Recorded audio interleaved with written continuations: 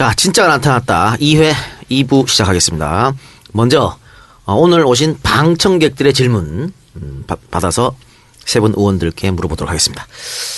자, 진성준 의원님께 민주당은 왜 호남에서 외면받을까요? 새정치민주연합. 아, 새정치민주연합. 본인이 민주당 써주셔가지고 죄송합니다. 지지를 끌어낼 방편은 있을까요? 이렇게 질문을 해주셨습니다. 예. 어려운 질문이네요. 네, 매우 어려운 질문이고 저희 새정치민주연합이 반드시 풀어야 될 숙제죠.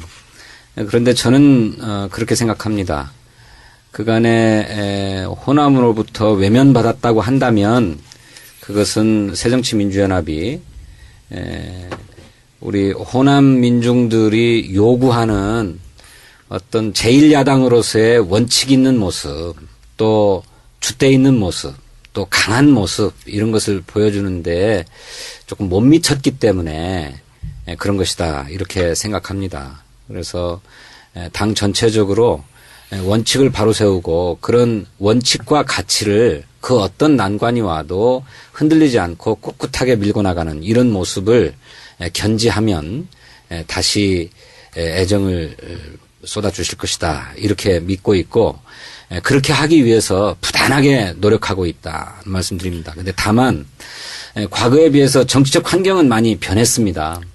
과거에는 군사 독재의 정치적 정당성과 정통성이 없기 때문에 그것을 종식하기 위한 아주 치열하고 과감한 투쟁을 벌이면 되었는데 지금은 어쨌거나 우리 국민의 민주주의적 수준과 요구에는 미치지 못하지만 합법적인 정부가 하고 있고 그런 가운데서 무작정 반대하고 투쟁만 해서는 능사가 아니기 때문에 그런 데서 얼마나 유능하고 세련되게 대응하면서도 원칙을 잘 지켜가는가 이런 것이 저희들한테 과제인데 그것을 앞으로 잘 해나가겠다라고 하는 다짐의 말씀을 다시 한번 드리겠습니다. 네. 좋은 방법이 하나 있으니까 제가 전략기획위원장님께 말씀드릴게요.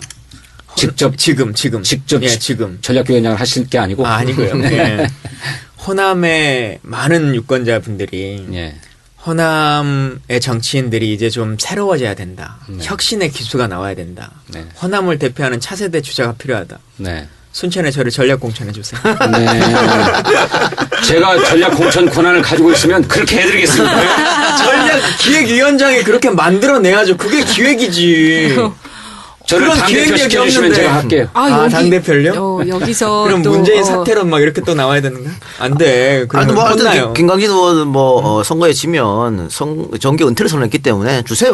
그 정도 각오를 있는 사람한테 줘야 되지. 여기서 슬쩍 우리 남동생 의원님께 포인트를 주고 싶은 게 제가 얼마 전에 잠깐 그 영화에 관한 팟캐스트에 출연한 네. 적이 있어요. 근데 거기에 그 PD들이 아마 방송 나오고 있을 거예요, 아마 오늘. 근데 그 SBS의 아주 유능한 PD 세 분이 시네타운 19 같구만. 네. 거기서 저와 또 이 김광진 의원님을 포함한 분들이 당선이 돼야만, 재선이 돼야만 뭔가 개혁이 이루어진 거라고 생각한다. 뭐 이런 멘트를 그래요? 자, 여기서 하이파이브. 저는 거기 안 들어갔어요. 여기 지역위원장이 됐으니까. 미안, 안 들어갔어요. 자, 어쨌든 실망한 우리 호남 유권자들에게 전략기획위원장으로서 사과하시고. 예, 사과드리겠습니다. 앞으로 더 열심히 하겠습니다. 네.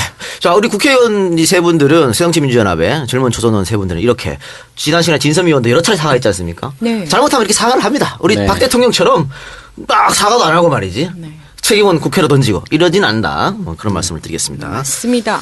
자, 다음 김광진 의원에게 연평해전에서 목숨을 바친 군인분들이 현재 전사자가 아닌 순직자로 되어 있습니다. 지금 그분들을 전사자로 격상하는 법안이 발의되었다고 알고 있는데 그 법안이 왜 지금에서야 발의되었는지, 만약 이전에 발의되었다면 지금까지 통과되거나 국방부가 수용하고 있지 않은지 이유가 궁금합니다. 더해서 국방부 의원님들의 지금 어떠한 노력을 하고 있는지도 궁금합니다. 국방위원을 이야기하는 것 같아요. 예. 오늘 국방위원회 법안 소위가 오전에 있었고 오후에 전체 회의가 있었는데요. 이 법안이 논의됐었습니다. 그리고 좀 사실관계를 바로잡자면 왜 그때 이 법안이 나오지 않고 지금 나왔냐라고 하는 것은 좀 다른데요. 사실은 그 당시에는 이 전사라고 하는 것이 예우가 따로 있지 않고 순직의 범위에 다 포함되어 있었었는데 그러다 보니까 이 연평해전처럼 실제 전쟁을 치르는 과정에서 사망한 경우에 일반 순직과는 좀 차등의 대우가 필요하다라고 해가지고 그 당시에 법을 개정한 겁니다. 근데 그러다 보니까 실제 연평해전을 겪고 나서 그 예우를 다시 해줘야 되겠다라고 해서 법이 만들어지다 보니 이분들은 그 예우를 받지 못하는 거예요. 전사자로서의 예우를. 그래서 지금 나와 있는 것은 순직과 전사자를 바꾸는 법이 아니라 연평해전의 피해를 입었고 순직하셨던 그 전사자분들을 위한 특별법입니다. 그래서 이 6분에 대해서도 지금 있는 법에 준해서 보상금이나 위로금들을 조금 더 주자라고 하는 이제 내용이었는데 여야의 의원분들은 거의 대부분 이제 찬성을 하셨고, 근데 다만 아직 그 국방부가 명확하게 입장을 안 내고 있는 것 중에 하나가 그렇게 된다라고 하면 소위 말하는 이제 소급 입법이 되는 네. 것이죠. 그렇게 되면 예를 들면 무장공비나 간첩들과 이렇게 교전을 하다가 사망한 경우는 어떻게 다 소급해 줄 거냐. 더 심지어는 뭐 6.25 때 전사하신 분들까지도 다 이 법률에 근거해서 소급해 줄 거냐. 이제 이 논쟁을 국방부가 하고 있는데 저희가 이제 내일 다시 한번 법안 소위가 있습니다. 그래서 그때 최종적으로 입장을 다시 정해서 오겠다. 그리고 국회는 이 법과 관련해서 통과가 필요하다. 이런 입장을 견지하고 있습니다. 네, 충분히 답이 되셨으리라고 보고요. 다음 진선미 의원님. 우리는 아직까지 정치가 뭔지 왜 이 세상이 이런지 잘 모르겠습니다. 하지만 조금씩 이 나라가 잘못되어 가고 있는 것 같습니다. 남은 2년 꼭 노력해서 정권 교체 부탁드리고요. 질문은 이겁니다. 우리가 할 일이 뭔지 좀 알려주시기 바랍니다. 투표하는 거 말고. 그러면서 추신으로 정권 교체 안 되면 저희 가족 외 6가족이 이민을 가겠다고 이렇게 말씀해 주셨습니다. 예. 네, 참. 짠하네요. 네. 근데 사실 이렇게 얘기하시는 분들이 주변에 생각보다 많으시더라고요. 근데 저는 아까도 우리가 계속 얘기했던 과정에서 나타났지만 흔들리지 않는 국민 여러분들의 어떤 의식의 성장이 분명히 있었다라고 생각하고 그것이 우리를 더 이상 이상한 곳으로 퇴보하지 못하게 하는 어떤 보루가 돼주실 수 있다고 생각하고요. 저희는 정말 죽을 힘을 다해서 정권 교체를 위해서 노력할 거고요. 또 이렇게 찾아와 주신 그 분들이 뭘 할 수 있냐고 말씀하시지만 실제로 참여를 해 주시면 돼요. 그러니까 투표라는 건 그냥 뭐 선거에 임하시는 거지만 그 전에 이렇게 뭔가 왜곡돼 있고 굴절돼 있고 그런 사실들을 정확하게 들여다 봐주시고 또 그 과정 속에서 누가 더 조금이라도 더 잘하고 있는지 못하고 있는지를 확인해 주시고 그걸 널리 주변에 같이 토론하고 같이 알려주시고 이러다 보면 우리 스스로가 지속적으로 의식이 성장되어야 한다고 생각하고요. 지금도 잘하고 계신다고 저는 생각합니다. 부족한 건 오히려 현역 정치인들이죠. 저희가 더 노력하도록 하겠습니다. 얼마나 정권 교체가 절실하면 이번에 안 되면 이민을 가겠다고 이렇게 말씀하실까요? 참 안타까운 그런 상황입니다. 네, 그러면 방청객 질문은 거기서 정리하고요. 이번에는 진짜 키워드 시간을 갖도록 하겠습니다. 자, 세 분 키워드 각자 갖고 오신 거 화면에 띄우도록 준비를 해주시기 바랍니다. 자, 각자가 준비하신 키워드 들어주시기 바랍니다. 김강진 의원은 최저임금. 저기 손 가려요. 손. 안 보일까 봐. 그리고 진선미 의원님은 뭡니까? 무슨 토론 같은데? 소수 의견과 민상 토론. 아, 영화 소수 의견과 블링블링만 나오고 있어요. 아무것도 글씨가 아무것도 안 나오고 있어요. 정말요? 네, 어쨌든 자 나오죠. 네, 나오죠. 영화 소수 의견과 민상 토론. 개그 콘서트 프로그램이죠. 네. 민상 토론에 가서 에 대해서 이야기를 나눈다는 얘기고 또 우리 진성준 의원님은 탄저균 3. 야, 집요하신 몇 분이요. 가지 있어요? 몇 일관성. 가지 있어요, 탄적은? 언제까지 갈 겁니까? 탄저균으로. 탄저균 공포가 사라질 때까지. 알겠습니다. 자, 그러면 진선미 의원님이 갖고 온 키워드부터 한번 구체적으로 들어가 보도록 하겠습니다. 네. 자, 소수 의견과 민상 토론인데요. 뭐 영화 소수 의견은 뭐 EJ에서도 소개시켜 드린 바가 있는데 용산 참사를 소재로 한 그 법정 영화이고요. 네네. 민상 토론은 개그 콘서트의 코너지 않습니까? 네네. 아까 소수 의견 잠깐 얘기해 주셨고 네네. 민상 토론부터 이야기해 볼까요? 왜 이 민상 토론을 키워드 갖고 오셨는지. 근데 소수 의견과 다 연결돼 그렇습니까? 있는 네. 거라고 저는 혼자 생각했습니다. 왜냐하면 소수 의견이 사실은 우리가 그냥 일상적인 생각으로 소수와 다수 그런 소수 의견이라고 생각하실 수 있는데 실제로 영화에서 비춰주는 소수 의견은 마지막에 눈앞에서 매를 맞아서 죽어가는 아들을 구하기 위해서 그 경찰을 때려서 또 죽음에 이르게 한 그 아버지의 행동에 대한 정당방위 여부를 국민참여재판을 통해서 배심원들이 전원 무죄라고 인정을 했습니다. 그럼에도 불구하고 재판장이 배심원들의 결론은 권고일 뿐이니 내가 봤을 때는 그것이 지나치게 과잉이다. 대응이 과잉이기 때문에 유죄다라고 네. 해서 3년 실형을 때려요. 네. 그것이 소수 의견이라는 거거든요. 이거 묘하게 틀은 거예요. 그러니까 누구나 국민들이 일상적으로 다수가 다 상식적으로 이거다라고 생각하는 것을 전혀 엉뚱하게 권력을 가진 판단권을 가진 그런 사람들이 자신의 그런 소수 의견을 마치 진짜인 것처럼 진실인 것처럼 그렇게 밀고 나가는 그런 이 상황을 아주 묘하게 틀었거든요. 사회적 약자의 소수 의견을 말하는 게 아니네요. 아니에요. 오히려 권력자의 아직 그 못 봤어요, 부당한 시각을 소수 의견으로 표현한 거예요. 아주 멋지지 않아요? 그래서 저는 그래서 영화를 참 좋아하는데 이 민상 토론과 관련해서 그 부분을 얘기하고자 하는 거예요. 우리가 얼마나 굴절돼 있는지. 그러니까 아마 그 대변인 회의에서도 그 언론에 대한 얘기를 했을 거예요. 그 굴절된 언론. 결국은 정치는 국민에게 전달되는 경로가 언론을 통해서잖아요. 근데 우리는 끊임없이 언론이 왜곡돼 있는 거예요.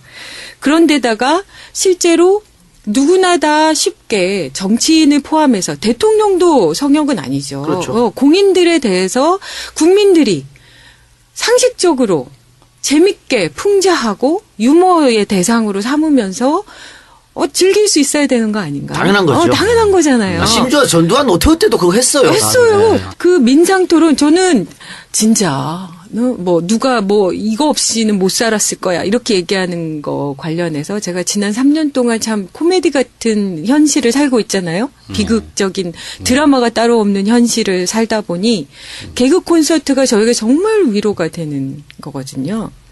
근데 우리 국민들이 상식적인 국민들이 그것에서 그 풍자하는 내용을 보면서 시각을 잘못 갖는 게 있을까요? 그러니까 일단 먼저 얘기를 드리면 네. 민상토론이 어떤 걸 잘 모르시는 분도 있으니까 아, 그렇군요. 개그 콘서트에서 민상토론이라는 프로가 있습니다. 이제 개그를 그러니까 매일 나오는 이슈를 가지고 개그로 풍자하는 것이죠. 그런데 어느 날 갑자기 한 회가 빠져버렸어요. 굉장히 인기도 있었고 그런 코너였는데 한 회가 빠지고 그 다음에 방통위에서 이게 징계한다는 그런 이야기 있었죠. 그래서 지금 네. 지인 의원님이 이거 갖고 온 것 같고 그게 그렇죠. 말이 안 된다. 네, 말이 안 된다. 심지어 노태우 때도 했던 거를 네. 왜 못하게 하느냐 이거지. 네, 그래서 저는 그렇게 사람들을 좀 자유롭게 두면 안 되나. 누구든 재밌게 뭔가를 즐길 수 있게 좀 두면 안 되나. 그리고 모든 걸 다 가지신 분 아닌가요? 이 대한민국의 가장 그 힘을 가진 게 어딘가요? 대통령은 그 대통령이잖아요. 개콘을 보셨을까요? 안 봤을 것 같아요. 밑에서 지나친 알아서.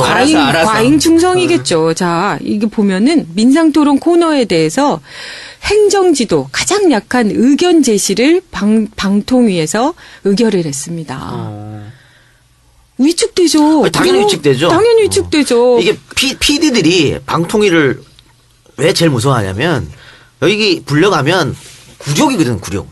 가서 왜 그런 걸 만들어서 이렇게 다 설명해야 되고 또 PD들이 원래 이제 넥타이도 안 매고 자유롭 복장하고 다니는 사람들인데 여기 가면 양복 입고 넥타이 매고 그렇게 가야 돼요. 네. 그러니까 이거는 외압으로 느낄 수도 있을 만한 그런 것이죠. 아, 그럼요. 그래서 실제로 우리가 그걸 찾아보면 여러분들이 아시지만 종편의 막말 그것도 그냥 하루 종일 그렇게 되는 문제들에 대해서 굉장히 문제 제기를 해봤지만 그 부분들이 전혀 실무 결과에서는 정말 경징계로 되거든요. 아니 누구나 다, 저거는 개그야, 저거는 코미디야, 라고 보는 개그 콘서트의 프로그램의 한 코너를 징계하면서 누구나 다 저거는 진실이야, 라고 생각하는 뉴스나 뉴스다. 시사 토론 프로그램에서 공공연하게 패널들이 명예훼손을 하고 사실과 다른 얘기를 하고 이러는 것들에 대해서는 완전 솜방망이를 하고 있는 이 코미디 같은 현실을 저는 고발하고자 합니다. 이 네. 자리에서. 그러니까 종편에서는 지금 최소한의 기계적 중립도 갖추지 않고 일방적 주장을 하는 사람들, 그러니까 정부 측 혹은 새누리당 편을 드는 그런 패널들을 섭외해서 계속 그 주장을 푼단 말이죠. 그런데도 방통에서 전혀 언급이 거기엔 없고 네. 그렇죠. 이런 개그 프로그램 갖고 이상하게 하고 이게 말이 되냐고요. 근데 제가 너무 재밌었는데 민상 토론에 대한 그 의견 제시를 의결하는 이유가 있어요. 근데 그것과 비교해서 제가 하나 찾아봤어요. 공부 열심히 했습니다. 채널 A에서의 모 프로그램입니다. 여기도 보도 교양 프로그램이에요. 아까는 개그 그뭔 프로그램인데. 프로그램인데요? 그 익명 처리해야 되는 겁니까? 그럴 리가요. 뭐 본인들 밝혀 주십시오. 채널 A의 이인경의 직언직설. 아하. 네. 여기서 보면 패널이 지속적으로 노무현 전 대통령의 명예를 훼손하는 주장만을 반복적으로 발언했어요. 그래서 그것에 대한 민원이 제기가 됐는데 여기에 대해서 문제가 없다고 결론을 내리면서 표현한 것이 어떻게 돼 있냐면요. 전직 대통령은 공인으로서 언론의 통상적인 사회 비판을 감수해야 할 위치에 있으며 사안에 따라 다양한 견해가 존재할 수 있다는 점 이렇게 돼 있어요. 네. 전직 대통령이 이렇게 공인이면 현직 대통령은 더 강력한 공인 아닌가요? 공공인이죠. 공공공공인이죠. 그러나 그들에게 현직은 살아있는 권력이니까 또 무서워서 못 건드리는 거죠. 그러니까 아까 배신자라 그럴까 봐. 이거야말로 진짜 소수견이라는 거예요. 누구나 다 상식적으로 국민들은 다 알고 있는데 이 방통위만 아몰랑인가요? 아몰랑인가? 그 채널 A의 직언직설 저한테 2차례나 나와달라고 요청했습니다. 제가 거절했습니다. 먼저 밝혀드리고 갑자기 근데 타이틀은 좋다. 직언직설. 그렇죠. 근데 그 말 나온 김에 방통위가 지금까지 징계 때린 것 좀 살펴볼까요? 그러면 좋죠. 네. KBS 뉴스 9시에 대해서 행정지도 공고를 했는데 사유는 공정성 객관성 위반이라고 어떤 거에 대해서 징계를 내렸냐면 문창극 교회 발언을 보도했다는 이유로 이렇게 권고를 했습니다.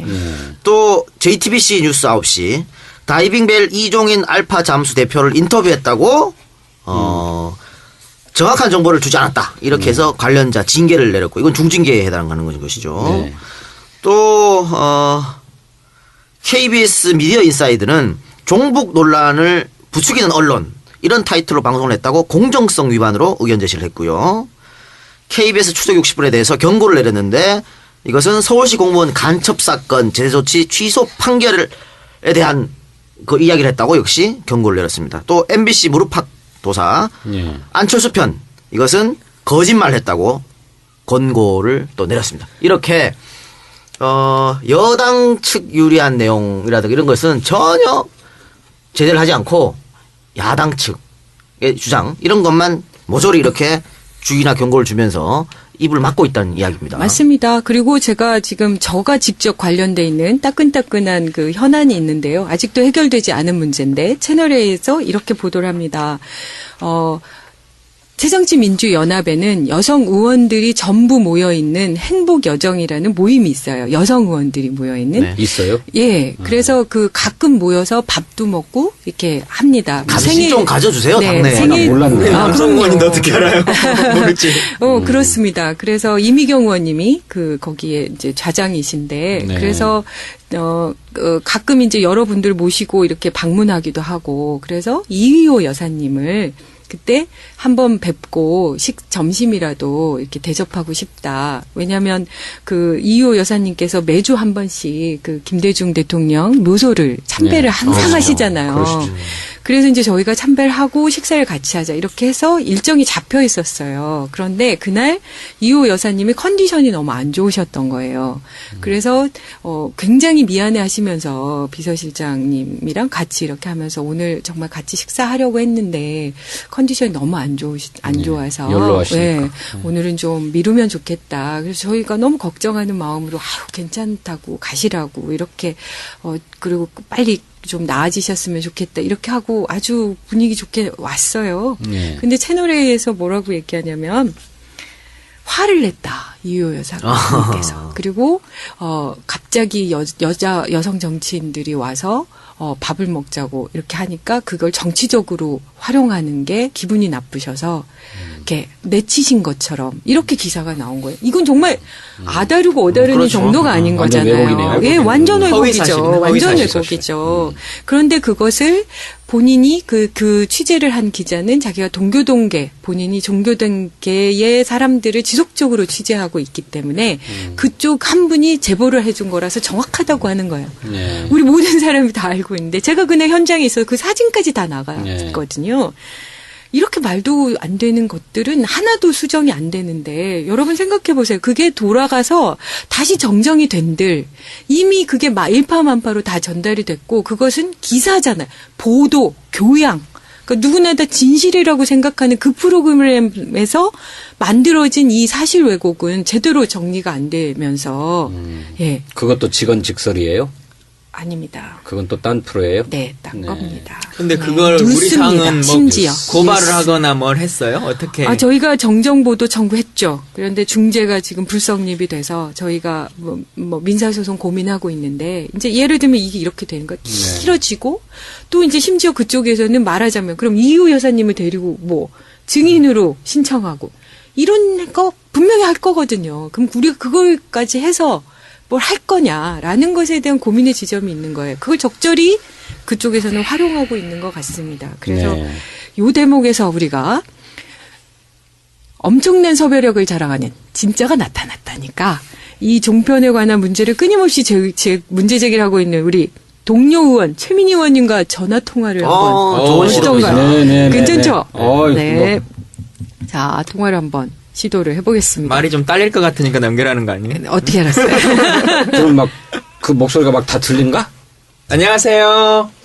네. 네, 안녕하십니까. 최민희 의원님. 진성준입니다. 김성준 의원님. 예, 목소리 좋지요? 네, 목소리도 좋고요. 예. 반갑습니다. 네, 반갑습니다. 네, 최민희 의원님, 네. 제가 전화 통화를 시도한 진선미 의원입니다. 네, 저 분명히 진선미 의원 핸드폰인데 네. 남성이어서 깜짝 놀랐습니다. 아, 그러셨군요. 네. 우리 지금 그 진짜가 나타났다 팟캐스트 녹음 중인데요. 아, 그러세요? 네네. 성공을 축하드립니다. 아. 기쁩니다. 네. 목소리 너무 귀여우시잖아요. 네. 외부인 중에서는 첫 출연자세요. 아, 그러세요? 영광입니다. 축하드립니다. 이번 주에 노래하고 1등, 싶어요. 저희가 이번 주 1등 하면 최민희 의원님 때문에 1등 한 거예요. 경사났네. 경사났어. 네. 네, 오늘 이렇게 전화 통화를 부탁드린 것은 제가 오늘 네. 가져온 키워드가 민상 토론과 그 이제 소수 의견이라고 해가지고 아, 네. 이 그 권력기관인 방통위가 누구나 상식이라는 다수 의견을 무시하고 본인들만의 소수 의견으로 누구나 다 개그라고 생각하는 민상 토론에 대해서는 그 행정 지도를 내리고 누구나 다 진실만을 얘기할 것 같은 보도 교양 프로그램인 종편에 대해서는 완전히 솜방망이 징계를 하고 있잖아요. 거기에 대해서 한 말씀 해주십사 이렇게 전화를 드렸습니다. 예, 그러니까 방송통신심의위가 민상토론 메르스 편 심의했고요. 이게 의견 제시를 했습니다. 그러니까 이제 의견 제시나 권고는 사실상 행정 지도여서 나중에 방송사를 심의할 때 이게 뭐 그 감점은 되지 않습니다. 그러나 넌센스죠. 네. 그 동의하세요? 내용이 어떤 건가요? 예, 메르스 편인데요. 그게 진짜 아주 좋은 풍자, 해학, 정말 개그의 진수를 보여준 그 코너였습니다. 그래서 메르스에 대해서 이제 우리가 메르스 메르스라는 전염성 질환을 메르스 사태로 키운 게 국가부재 상황이잖아요. 네. 요것을 아주 재미있게 그러나 아주 명확하게 전달했습니다. 그래서 그 메르스에 대해서 정부가 초동 대응을 잘못함으로써 무능 무책임을 그대로 드러냈고 그것이 국가의 실종처럼 느껴졌다는 걸 뭐 너무 잘 표현했어요. 그리고 그 이제 뭐 보건복지부 장관 사진을 이렇게 화면에 보여주면서 아, 이분이 DC다, DC. 그러니까 풍자를 한 거네요. 사실, 네, 원래 그 삼성병원을 감추려고 이니셜을 S가 아니라 D로 했잖아요. 네. 그러니까 이제 원래 보건복지부 장관의 성을 생각하면 MC라 그래야 되잖아요. 그렇죠. 근데 요거를 DC라고 함으로써 진짜 아주 재밌게 표현했습니다. 여러 가지를. 그래서 많이 아팠을 거예요. 그러니까 아파. 이유가 그건 거죠. 그러면 예, 근데 네. 종편에서 그 보도 교양 프로그램, 때로는 뉴스에서 심지어 사실을 왜곡한 것처럼 보이는 그런 일들에 대해서 그 방통위는 제대로 판단하고 있는 건가요? 예, 방심위가 그 저도 사실은 저를 종북이고 김일성주의 핵심 뭐 이런 식으로 이제 어떤 그 패널이 얘기를 했어요. 그래서 제가 심의 요청을 했는데 뭐 문제 없음이 나왔던가 뭐 정보가 나왔던가 그랬거든요. 그런데 그러니까 말도 안 되는 거죠. 종편의 오보, 막말, 편파 방송에 대해서는 갖가지 이유로 느슨한 잣대여서 문제 없음을 남발했습니다. 그래서 우리 미방위 간사인 우상호 의원, 네. 예, 우상호 간사가 일 잘하고 인물 좋고 따뜻한. 너무 우상 오빠야. 너무 좋아요. 그런데 그 우상호 간사가 이렇게 종편이 문제 없음을 남발하니까 예를 들면 의견 제시나 권고 이런 낮은 단계의 행정 지도를 받아도 이게 3번 쌓이면 주의로 넘어가게 하는 네. 그런 법안까지 발의하셨거든요. 그래서 종편 봐주기를 막아보려고. 네. 네, 그리고 되게 편파적으로 종편을 이뻐해요, 방심위가. 그럼 최 의원님, 네. 저는 진행자 이동영 작가고요. 아, 안녕하세요. 네, 안녕하십니까. 오랜만입니다. 네, 저 이렇게 질문 드려볼게요. 네. 그 방통위가 어쨌든 이런 말도 안 되는 걸 계속 남발하고 있는데 예. 그 여당 야당 추천위원이 있지 않습니까? 방통위 안에. 방심이요. 방심이네. 방송. 예, 네, 방송통신심의위원회 안에. 그럼 네, 그 네. 비율이 어떻게 되길래 이런 결과가 자꾸 나올까요? 6대 3입니다. 여당 추천위원이 6. 예. 그러면은 야당 추천위원이 3. 앞으로도 계속 이런 편파적인 결과가 나올 확률은 높네요. 네, 그렇기 때문에 저희가 이제 이걸 이렇게 하면 안 되고 5대 4로 하고 그래서 여당 4명, 야당 4명으로 하되 그 위원장을 여당이 추천하되 야당이 동의하는 인물로 하자. 이런 법안을 제가 발의해놨습니다. 지금 발의가 됐습니까? 네, 근데 이제 통과를 시키도록 노력을 하고 이번에 저희가 이제 그 KBS 수신료를 하도 논의해달라 그래서 그럼 우리는 전제 조건이 뭐 이런 문제 해결하는 거다. 그래서 이거 먼저 논의하자. 이렇게 해서 이제 법안심사 소위에서 논의는 할 것 같습니다. 네. 이런 거를, 이렇게 자연스러운 거를 박근혜 대통령님은 지금 이 당리당략으로 이거를 묶는 거라고 얘기하는 거예요. 연계다. 이 법안을. 연계하다. 그렇죠. 이 무관한 법안. 사안을. 그렇죠. 너희들이 필요한 이 것만 연계는 한다. 너무나 우리가 하는 이 연계는 너무나 정의롭고 지극히 상식적이며 당연하고 하느님 보시기에 이쁜 일이고 국민이 좋아하시는 일입니다. 아멘. 그러니까 이번에 방심위가 이런 의견 제시 그 판단을 한 근거가 뭔지가 되게 웃겨요. 네. 국민들에게 불쾌감을 줬다는 거예요. 넌 나에게 모욕감을 줬어. 이탄이네. 네, 숨이 막힐 그래서 지경입니다. 김광진 의원님, 김광진. 예. 김광진 의원님 예. 너무 소극적인 것 같아요. 저에 대해서. 저요. 사랑해요. 그래가지고요. 네. 그런데 저희는 진정한 방심위의 속내는 국민이 불쾌한 게 아니라 박근혜 정부와 청와대가 불쾌했기 그렇지. 때문에 그렇죠. 그 불쾌감을 달래주기 위한 심이다. 네. 이렇게 규정하고 오늘 저희 미방위가 열렸는데 저희 뭐 전병헌 최고, 유승희 최고께서 이 부분을 집중적으로 방심위원장을 상대로 질의를 했고요. 네. 방심위원장이 쩔쩔맸습니다. 잘하셨습니다. 네. 네, 개그 콘서트 진짜 우리랑- 화이팅! 네. 알겠습니다. 그럼 의원님 하여튼 내신 법안 꼭 통과되도록 노력해 주시고요. 네. 네, 오늘 인터뷰 감사합니다. 네, 고맙습니다. 네, 다음에는 네. 스튜디오 화이팅! 다음에 스튜디오 한번 나오세요. 불러주시면 나갈 텐데. 알겠습니다. 제가 워낙 입담이 세서 죄송합니다. 고맙습니다. 고맙습니다. 네. 네. 야, 전문가시라 다르네. 차분차분하게 하면서도 그냥 핵심을 다 짚어서 말씀해 주시네요. 근데 진짜 그 방심이 사유가 정말 웃기네요. 불쾌감을 줬다. 불쾌감. 무슨 불쾌감? 그거는 넌 나에게 모욕감을 줬어야 무조건 이 야, 나라는 얼마나 될 이유가 없으면 이런 이유를 댔을까. 아, 그러게 말입니다. 나 굉장히 잘한 것 같아. 아, 오늘 키워드 아주 멋졌어요. 그렇죠? 네. 코미디 프로를 보면서 모욕감을 왜 느낄까? 정말요. 그 사람들은 정말. 저도 진짜- 그분들은 평소에 웃음이라는 게 없나 봐요. 그러니까. 그렇지 않아요? 매사가 너무 진지한가? 잘했습니다. 진짜 네. 저도 이런 법안이 지금 계류되어 있는지도 몰랐네요. 아니, 메르스 와중에 보니까 박근혜 대통령 맨 웃는 사진만 나오던데. 그러니까 말이죠. 예. 민상 토론. 네. 그 진행자가 박영진 씨잖아요. 네. 박영진 씨랑 제가 라디오를 같이 하고 있거든요. 물어봐야겠다. 오, 그러네. 본인들은 어떻게 생각하는지. 아, 여기에 오, 대해서. 그거 좋다. 그러네. 그럼 물어보고 연결해요, 연결. 전화해. 물어보고 근데 다음 주에. 그건 어렵겠다. 아니, 왜냐면 그 개그맨들이니까. 네, 아마 그렇죠. 근데 정치- 그게 KBS가 결방한 이유를 자기들이 이제 브리핑할 때 아이디어 회의에서 이주의 맞아. 아이디어가 네, 별로 부족했다고. 없어서 네. 결방한 거다. 그러니까 외압이 아니고 우리가 아이디어가 없었다 이렇게 말했잖아요. 그러니까 그런 건 좀 확인을 해봐야 될 것 같아요. 한번 물어보겠습니다. 물어보고 다음 주에 제가 답을 해드리는 걸로. 오, 네, 좋다, 네. 좋다. 좋습니다. 오, 좋습니다. 좋다. 네. 알겠습니다. 그러면 진선미 의원의 키워드는 오늘 잘했다고 박수 받았습니다. 박수. 수고하셨고.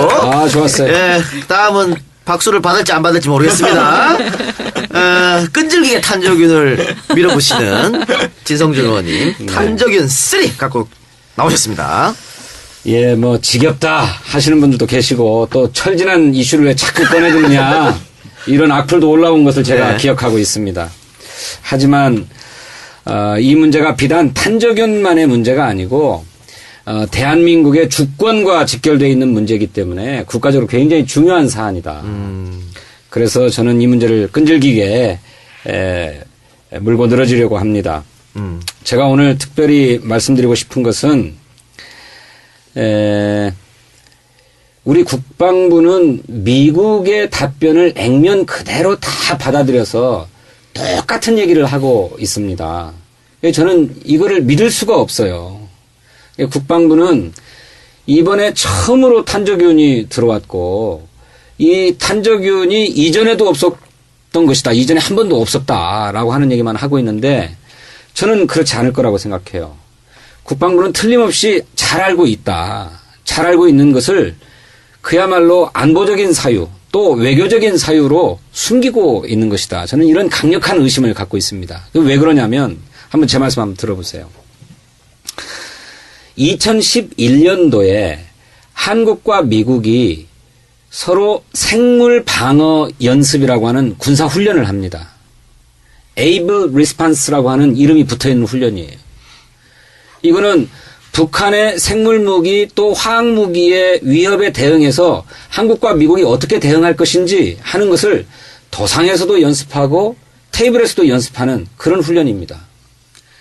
이런 훈련을 했으면 한국과 미군이 각각 어떤 능력을 가지고 있는지를 서로 솔직하게 내놓고 있어야 앞으로 무엇이 부족하니 서로 무엇을 발전시켜 나가자 이런 협의가 가능할 것 아니겠어요. 그러자면 한국은 어떤 실험들을 통해서 어떤 능력을 보강하고 미국은 또 어떤 실험들을 통해서 어떤 능력들을 보강해 나가자 이렇게 합의가 이루어졌을 텐데 모를 수 있느냐 이런 말씀이에요.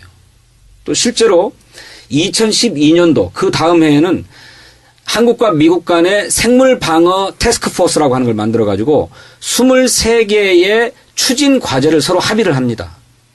그런데 서로 무슨 일을 어떻게 하고 있고 어떤 능력을 가지고 있는지를 모른 채로 어떻게 추진 과제를 합의할 수 있단 말입니까? 또 그 다음 해인 2013년도 10월 달에는 생물 감시 포털 구축 협약이라고 하는 것을 한국과 미국 간에 체결을 해요. 그리고 한 달 뒤에 미국으로부터 주피터 프로그램이라고 하는 것을 브리핑 받습니다. 이번에 탄저균 샘플이 들어오게 된 것도 그 주피터 프로그램을 실험해 보기 위한 일환으로 들어왔던 것이거든요. 그러니까 우리 국방부는 미국의 이런 움직임 또 군사적인 대비 실험 이런 것들을 모를래야 모를 수 없는 위치에 있음에도 불구하고 몰랐다고 자꾸 강변하는 거예요. 이게 의심스러우니까 우리가 자꾸 문제제기를 하는 건데 오늘 우리 김광진 의원님하고 함께 국방위원회를 했습니다만 제가 오늘 국방부 장관을 상대로 한민구 장관을 상대로 이걸 물어봤습니다. 지난번 대정부 질문에서 6월 19일 날 있었는데 6월 18일자 USA 투데이가 보도한 바에 의하면 미국의 질병관리본부라고 하는 곳이 있는데 그 CDC 질병관리본부에서 6월 5일자로 이번 탄저균 사태에서 조사한 결과보고서를 작성했다는 것이다. 그 결과보고서에 대해서 알고 있냐 그랬더니 그 지난번 19일 날 대정부 질문에서는 모르고 있다고 했어요. 그래서 확인해 보겠다고 얘기했거든요. 그래서 제가 오늘 다시 물어봤죠. 국방부장을 만났길래 회의에 나와서 지난번에 USA 투데이가 보도했던 그 CDC 보고서 확인해 봤느냐 그랬더니 처음에 막 얼버무려요. 국방부 장관은 부하 직원에게 그걸 확인해라고 지시를 했대요. 그런데 그 결과는 아직 보고를 못 받았대요. 그래서 제가 여기 그거 알고 있는 실무자 있으면 일어나 봐라 라고 했더니 실무자가 저한테 가지고 온 답변은 뭐였냐면 미국한테 확인을 해봤더니 그 CDC 보고서는 6월 5일자 USA 투데이에 보도된 것인데 그거는 2007년도에 조사해서 결과를 낸 보고서다. 이렇게 답을 했다는 거예요. 네. 그래서 제가 무슨 소리냐 6월 5일자 보도가 아니고 6월 18일자 보도다. 이것에 대해서 미국 국방부는 뭐라고 브리핑했냐면 그거는 조사의 일부다라는 식으로 브리핑을 했다. 그러니 6월 18일자 보도에 따른 CDC 보고서를 입수해야 된다라고 얘기했더니 그제야 머리를 급적급적 하면서 알겠습니다 하고 돌아가더라고요. CDC가 무슨 기관 이름입니까? 뭐. 예. 미국의 질병관리본부. 질병통제예방센터. 아니면 지난번에도 한번 같은 질의를 했었는데 네. 그리고 알아본다고 약속을 했고 네. 그럼 이번엔 질의했는데도 그럼 전혀 알아보지도 않고 그랬다는 거예요? 12일이 지났음에도 불구하고 미국에게 서면 질문이나 하나 냈겠죠. 그런데 그 2007년도 보고서도 미국에서는 공개가 제한된다 그랬대요. 국방부에서 진성준을 무시하는 거 아니에요 이거? 그대로 받아 섬기는 거예요. 대한민국 국회의원의 얘기는 무시해버리고. 그러니까. 그러니 저는 이런 국방부를 믿을 수가 없다는 겁니다. 지금 그러면 미군의 1차 보고서도 아직 안 나와 있는 상태입니다. 안 나와 있는 거죠. 현장 보고에 대해서도. 네. 그 네. 장관이 어쨌든 우리도 같이 합동 조사를 하겠다 계속 네. 이제 선언을 했지 않습니까? 네. 근데 그 조사는 지금 좀 어떻게 그러니까 오늘 답변에 의하면 벌써 지났는데 그러니까 6월 말이면 미국의 자체 조사 결과가 나오고 그 나오는 것을 우리 측에 전달해 주기로 했습니다. 그러면 그 조사 결과를 보고받고 함께 합동조사에 들어갈 것입니다. 이렇게 답변을 했거든요. 오늘 와서 실무자가 하는 얘기는 7월 8일이나 10일 사이에 미국에서 조사를 했던 담당자가 우리나라로 온대요. 네. 와서 그때 이제 우리에게 보고를 하겠다는 겁니다.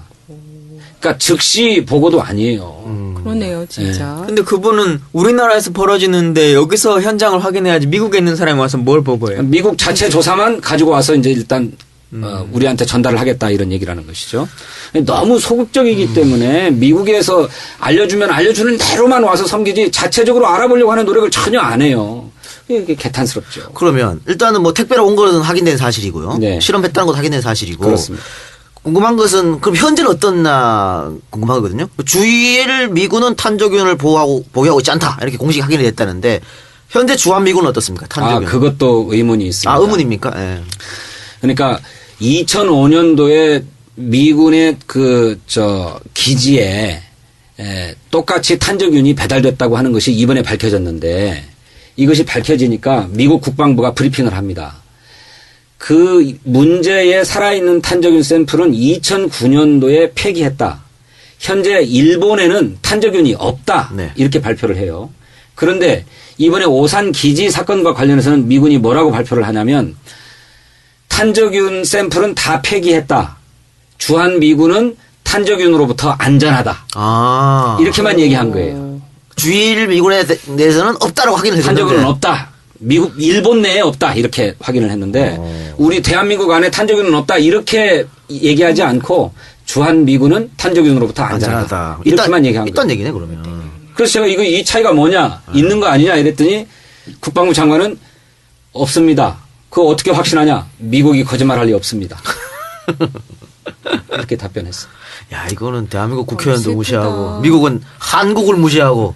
그러니까 그 폐기 문제가 계속 이제 논의가 됐었잖아요. 폐기가 네. 됐다 네. 해서 여당의 간사였던 그 새누리당의 김성찬 의원이 장관에게 그 질문을 했어요. 네. 폐기가 됐다면 이게 땅에 묻은 거냐, 쓰레기통에 버린 거냐, 미국으로 다시 페덱스로 네, 보낸 네. 거냐, 뭐 어떻게 된 거냐라고. 그래서 우리나라에서 지금 그 탄저균이 어디에 있는 거냐라고 물어봤더니 모른다는 게 답이에요. 네. 네. 잘 돌아간다. 아니, 왜 갑자기 그 생각이 들죠? 아주 전혀 엉뚱하긴 한데, 그, 용산에 주한미군 그 부대 있잖아요. 그 안에 용산. 용산에 네, 용산. 우리나라. 예. 거기 안에 그 부대 그 건물들 있잖아요. 네. 다 거기서 사시잖아요. 네. 거기 주소가 한국 주소 아닌 거 아세요? 난 너무 네. 놀랐어. 캘리포니아 주소래요. 음. 그 우편비를 이렇게 줄이기 위해서. 네. 그러니까 이렇게 계속 이렇게 넘어오면 그런 게 비싸잖아요. 네. 그래서 그냥 미국의 한 주소로 그렇게 하고 있대요. 근데 전 그걸 들으면서 충격받으셨어요. 되게 약간 좀 자존심이 상하잖아요. 자존심 상하잖아요. 국가적인 자존심. 근데 그때 잠깐 그 생각은 했다? 직구를 하면. 좀 돈이 덜 되게. 하여튼, 잠깐 그런 생각을 했던 걸 사과드립니다. 화면질을 해가지고. 하면 좋겠다. 네, 뭐 사과드립니다. 네. 우린 사과 많이 아니 근데 잘합니다. 네. 그 많은 또 국민들께서 이럴 바에는 그냥 뭐 미국의 50몇 번째 주가 되라 대한민국이 뭐 그렇게 자괴감 느끼는 발언을 하시는 분도 많이 계세요. 그러니까 이런 일이 자꾸 터지니까 아마 그런 얘기를 하시는 것 같아요. 그렇습니다. 예, 국방위원회에 있다 보면 그런 한미 동맹이 반드시 필요하다라고 하는 점을 인정하면서도 한국과 미국과의 관계가 너무 일방적이고 수직적인 체계가 아니냐, 수평적인 관계가 아니라 이런 자괴감을 느낄 때가 굉장히 많고 이런 것을 어떻게든 개선해 보려고 정부 당국자들이 더 나서서 노력해야 되는데 그렇지 않고 알아서 그냥 긴다 이런 표현이 적절할지 모르겠는데 알아서 기는 모습을 너무 많이 보니까 정말 속상하죠. 그러니까 소파 개정이라도 하려고 하는 강한 의지라도 있으면 네. 협상이라는 게 내가 100을 들고 가야 겨우 뭐 20이나 30을 얻을 수 있을 만한데 네. 협상에 임하는 사람이 협상장에 가기도 전에 우리는 소파 자체를 개정할 생각은 아니고 그 안에 세부 서류들을 좀 권고사항으로 바꿔볼 생각이다. 이런 인식을 갖고 있으니 상대방이 뭐 소파 법은 아예 그냥 볼 생각도 안 하는 거죠. 네, 네, 그렇죠. 그렇죠. 네. 슬픈 일이에요. 네. 그게 근데 사실은 나라와 나라 간의 관계는 계속 흐르는 거잖아요. 네. 변화하고. 네. 그런데 그런 부분들이 너무 밀쳐져 있는 느낌이 있는 거예요. 이것 그렇죠. 또한 무슨 애국 논쟁 뭐 이런 것처럼 네. 마치 그 문제들을 거론하는 것은 곧 나라를 위협하는 것처럼. 네. 그런데 여기서 또 유승민 내 사랑이네. 왜? 그 연설을 보면요. 연설을 보면 딱 그렇게 나와요. 엊그제 문재인 대표의 담화는 다 외우고 계세요? 그럼요. 유승민 대표가 사드에 대해서 입에 거품을 물면서 반드시 들어야 된다고 했던 거는 생각 안 납니까? 아니, 요 얘기 말라고 우리한테 도움되는 거 뭐냐면, 국가 안보를 얘기하는 보수당인 우리가, 네. 뭐, 노무현 정권 때, 노무현 대통령 때는, 국방비를 10%씩 막 늘렸는데. 늘렸는데, 박근혜 정권은, 국방이니까 잘 아실 거 아니에요? 예, 예. 이명박 그 박근혜 얘기까지 언급이 되고 3% 밖에 안 늘렸다. 이게 그런 말 했던 얘기죠. 그렇죠. 그러니까 박근혜 대통령이 빈정상했겠죠. 네. 그러면 우리 진성 의원님 다음에 사드 문제를 갖고 오세요. 탄저균 문제가 일단락되면 아니 언제 일단 할게요. 지금 균이 있는지 없는지도 몰라. 사드도 해야 되고 방위비 분담금 문제도 해야 되고 정말로 무궁무진하게 많습니다. 전시작전 통제권은 말을 주로 근데 못했고. 국방인데 미군 전시작전 담당이가 되네요. 여기 다 미군 담당이에요. 알겠습니다. 하나만 더 여쭤볼까요? 네. 그 이번 탄저균 사고 일으킨 그 미 육군의 더그웨이 연구소라는 네, 곳. 네. 이게 731 부대, 그러니까 생체 실험했던 일본에 일본에 만주. 그렇죠? 예. 2차 세계대전 때 생체 실험을 했던 731 부대의 후신이다 이런 말이 있던데 어떻습니까 이건? 이제 막바로 승계했다, 계승했다 이런 건 아닐 거고요. 네. 이게 미국은 그 태평양 전쟁이 2차 대전이 끝난 뒤에 이 731 부대에서 대해서 총 4차례에 걸쳐서 조사를 합니다. 이게 아주 악질적인 반인도적 전쟁 범죄를 저지른 곳이기 때문에 그렇죠. 반드시 책임을 물었어야 했죠. 그런데 이 조사 결과는 뭐냐면 731 부대의 생체 실험 연구 결과를 다 미국이 넘겨받는 대신에 전범 책임을 면해주겠다라고 하는 거래가 성립합니다. 그래서 당시에 미군의 사령관이 메가더 장군 아니었습니까? 그 메가더가 이 731 부대 반인도적이고 아주 그 반인륜적인 범죄 행위를 저지른 731 부대를 다 책임을 면해주고 731 부대의 생체 실험 연구 결과를 다 가져갔는데 이게 지금 일본의 NHK 방송 이게 일본의 공영 방송 아닙니까? 네. NHK 그렇죠. 이런 방송 난 정말 존경하고 싶어요. NHK 방송국이 오랫동안 추적을 해가지고 미 육군 더그웨이 연구소에 네. 문서 고에 가가지고 이 731 부대 자료를 싹 발굴합니다. 무려 2,000페이지. 그리고 거기는 각종 생체 실험의 기록을 남긴 사진 이런 것이 8,000장. 이런 결과들을 고스란히 발굴해냈어요. 그러니까 이 미 육군의 더그웨이 연구소 이번에 탄저균을 전 세계에 보낸 그 진원지죠. 거기는 731 부대의 생체 실험 결과를 고스란히 넘겨받아가지고 지금까지 연구를 축적해오고 있는 것입니다. 그러니까 731 부대의 후신이다 이렇게 부릴만 한 거죠. 근데 탄저균 전문가 맞는 것 같아요. 그러네요. 그냥 툭 던지면 툭 나오는 거 그러니까. 생체 실험이다 뭐 이렇게 한 것이 아니네요. 실제적인 그렇습니다. 역사적인 사실이 있는 그렇습니다. 거네요. 그걸 다 네. 넘겨받은 거죠. 제가 참 언어에 약한데 그 마루타라는 네. 그 일본 말을 처음 알게 됐네요. 네네네. 그렇죠. 통나무라는 뜻이죠. 슬픈. 네. 그와 관련된 영화가 있다던데. 있죠. 네, 마루타라는 영화가 있어요. 있죠. 아니, 마루타 영화 있고 있잖아요. 최근에 나온 영화가 있어요. 아, 그렇습니까? 그래요? 어디 실종된다던데. 아 그거죠. 김조감수 감독 제작했던 그 경성소녀. 최근에 그 스릴러물. 나 시사회도 갔는데 미안해요. 죄송해요. 검색해보세요. 김 감독님. 그거 봤어요? 봤어요. 봤는데도 기억을 못해? 예? 젊은 분이 왜 그러세요? 경성학교. 경성학교? 아, 맞아, 경성학교. 경성학교. 네, 경성학교. 그 아이들이 소녀들이 사라지는 그 영화. 사라져서 그 실험실에 가는 거예요. 그렇지. 네. 초인이 되는 알약을 준다는 거야. 예. 네. 그래서 비밀 병기. 전쟁에 사용하려고 사람을 이제 실험하는 거죠. 네네네. 그런 영화가 그 있었군요. 영화. 네. 알겠습니다. 그러면 지성주 의원 다음 주에 탄저균 4 탄저균 4. 기대하도록 괜찮다. 하겠습니다. 괜찮다. 알겠습니다. 될 때까지 뚝심 진성준. 이러다 장관보다 더 많이 알겠네 우리가. 자, 다음 키워드 토크 김강진 의원님입니다. 최저임금을 갖고 오셨어요. 예. 네, 요즘에 최저임금에 대해서 논쟁이 많이 있죠. 예. 예. 항상 뭐 6월 달이 되면 매년 정례적으로 이런 그 최저임금에 대한 이슈들이 나옵니다만 올해는 부쩍 더 많은 분들의 관심이 있고 또 실제 뭔가 성과를 얻어내 봐야겠다라고 하는 생각도 많이 가지고 있는 것 같습니다. 또한 정부 차원에서도 최경환 총리가 최저임금을 좀 인상해야 될 필요성이 있다 이런 얘기를 했기 때문에 이번에는 공익위원들도 많은 부분에 이제 정부의 입장을 좀 동의를 해주고 있어서 올려지지 않겠느냐라고 하는 생각을 가지고 있어요. 근데 최저임금 얘기를 하면서 올해 있었던 이제 오바마 대통령의 최저임금 발언이 아주 이슈가 됐었잖아요. 네. 사실 우리가 이런 방송에서 대한민국 대통령의 발언을 가지고 얘기를 할 수 있으면 참 좋은데 미국 대통령의 발언을 먼저 한번 좀 해드리겠습니다. 영어로? 제가 영어로 하면 되는데 진성준 의원님 못 알아듣실까봐 예, 제가 한국말로 하겠습니다. 예, 그렇게 해주십시오. 여기에 아직도 최저임금 인상을 반대하는 사람이 있다면 나는 이 말을 해주고 싶다. 풀타임으로 일하면서 1년에 1만 5천 달러, 우리 돈으로 1,600만 원 미만을 받고 가족을 부양할 수 있다고 생각한다면 한번 그렇게 살아보라. 그게 아니라면 가장 어려운 처지에 있는 수백만 미국 노동자들의 임금을 올리는데 표를 던져라. 이 발언을 하시고 실제 그 미국의 최저임금도 꽤 많이 이번에 올라가게 됐죠. 근데 그 발언 이후에 이제 뭐 대통령도 수입해야 예. 된다 이런 얘기 있었잖아요. 예. 최저임금이라고 하는 것은 이 단어가 주는 것처럼 말 그대로 최저의 임금입니다. 최소한의 생활하기 위해서는 이 정도의 돈은 받아야 된다라고 하는 것인데 최저임금이라고 하는 것과 생계를 하기 위한 생활임금은 차이점이 있는 거죠. 우리가 선진국으로 나아가려면 생계의 수준을 넘어서서 최저의 수준을 넘어져서 생활임금으로 거듭나야 되지만 아직 그까지는 못 이뤄낸다 치더라도 최저임금이라고 하는 것이 기초생활이라고 하는 것은 될 수 있는 정도의 수준이어야 된다라고 하는 것인데 올해 지금 최저임금은 5,580원입니다. 네. 근데 이거 뭐 월급으로 치면 한 116만 원 정도 되는 돈이거든요. 근데 우리가 이제 그 결혼하지 않고 결혼하지 않고 미혼으로 혼자 살고 있는 근로자의 최소의 생계비가 네. 정부가 책정하고 있는 게 155만 원이에요.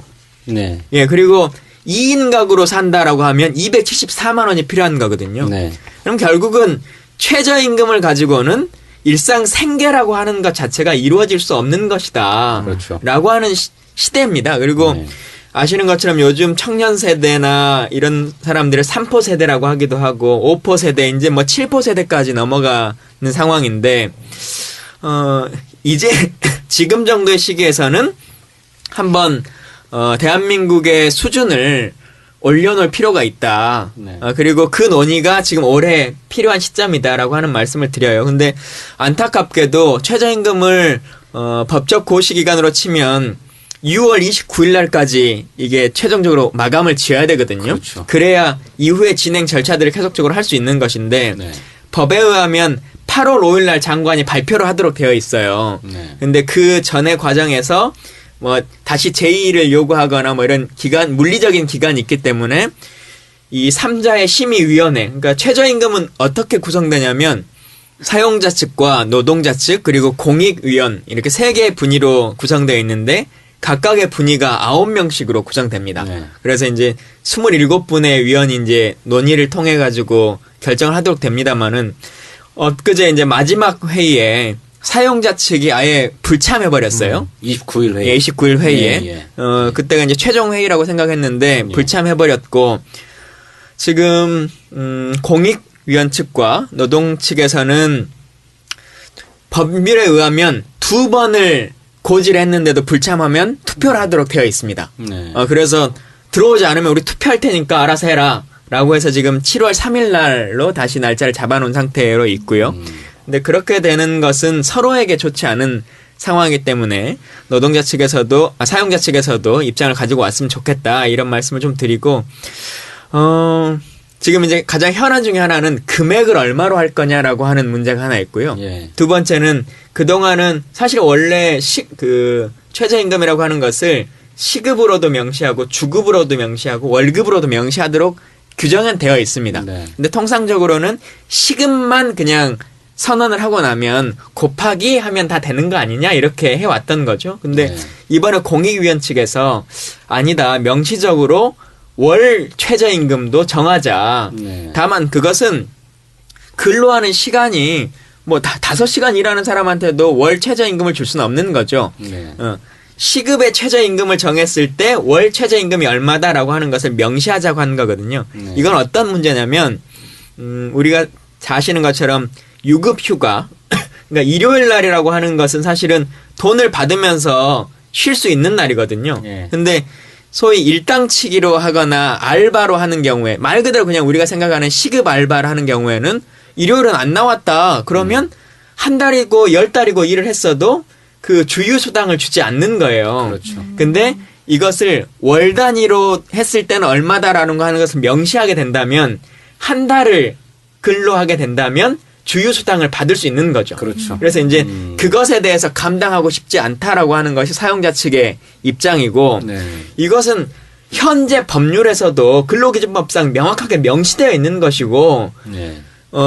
주휴수당을 주는 것은 또한 최저임금의 월 단위를 명시하는 것은 신규로 뭔 것을 법을 바꾸는 것이 아니라 있는 제도를 네. 좀 명확하게 규정하겠다라고 하는 것이기 때문에 네. 이것을 받아들여 달라라고 하는 주장을 펴고 있는 것이죠. 근데 그걸 사용자 측이 거부하고 있다 이런 말씀이죠. 예, 거부하고 있는 것이죠. 그러니까 그러니까 최저임금을 얼마로 올리자는 것도 뭐 자기들은 동결이다 이렇게 예. 주장하고 있지만 아까 저 주급이나 월급을 표시하자라고 하는 것도 지금 반대한다 이런 예, 말씀이죠. 월 단위로 하는 것은 아예 원천적으로 안 된다라고 하는 것이고 네. 말씀하신 것처럼 인상률은 협상의 대상이 아니고 지금 협상안으로 가지고 온 것은 0%다. 0%. 동결이다. 이렇게 네. 지금 가지고 온 거죠. 좀 심하네요. 심하죠. 노동계에서는 어느 정도 인상을 원합니까? 지금은 10,000원 정도는 네. 되어야 한다. 그게 우리 근로생활자들이 살 수 있는 최소한의 임금이다라고 하는 주장을 펴고 있고요. 저희 당에서는 올해 이제 8,000원 정도까지는 그래도 좀 올려야 되는 것이 아니냐라고 하는 입장을 견지하고 있어요. 당에서. 그래서 그런데 의원님 지금 올해 최저임금이 시간당 5,580원 아닙니까? 예. 근데 5,580원인데 10,000원으로 올린다라고 하는 것은 한 번에 너무 많이 오르는 것 아니냐. 그러면 예. 어떻게 감당을 하겠는가. 이런 문제도 있을 수 있을 것 같은데요. 예. 거의 뭐 협상 때문에 그런 거 아니에요? 뭐 아, 협상용 카드 그렇죠. 100을 요구해서 한 20, 30이라도 챙기자. 협상용 요구라고 볼 수도 있겠습니다만은 그게 사실은 정말 간절해서이기도 합니다. 그리고 또 하나는 이런 생각하시면 좋을 것 같은데요.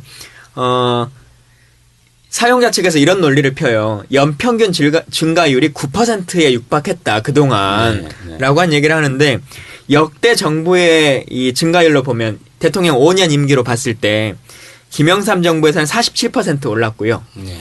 김대중 정부에서 53% 오호. 그리고 노무현 정부에서 65%가 올랐습니다. 아, 역시 민주정부야. 근데 아. 이명박 정권 5년에서는 28%가 올렸거든요. 네. 그래서 사실은 매년 평균적으로 치면 통상 두 자리 숫자는 올릴 수 있는 정도의 범위였던 거죠. 네. 그렇죠. 5년의 임기에 평균 50 정도로 올렸으니까. 근데 이명박 10% 정부에서 씩. 28%밖에 올리지 않았기 때문에 네. 올릴 수 있는 폭이 한 30% 남아 있는 거예요, 사실. 네. 그리고 작년에 박근혜 정부에서 7.1%밖에 올리지 않았기 때문에 네. 그동안 최근 4, 5년간 밀려 있었던 거 이것을 감안하고 올해의 기본적인 인상률 이것을 감안한다면 충분히 가능한 범위일 수 있다. 그리고 우리 정부나 사회가 감당할 수 있는 정도의 수준이다라고 네. 하는 것을 말씀드리는 거죠. 그래서 제가 방금 그 말씀 들으니까 제가 이해할 수 없는 게 저도 우리 당에 만들어져 있는 최저임금 인상을 위한 예. 의원 모임의 회원이어서 어느 날 한번 제가 따라간 적이 있어요.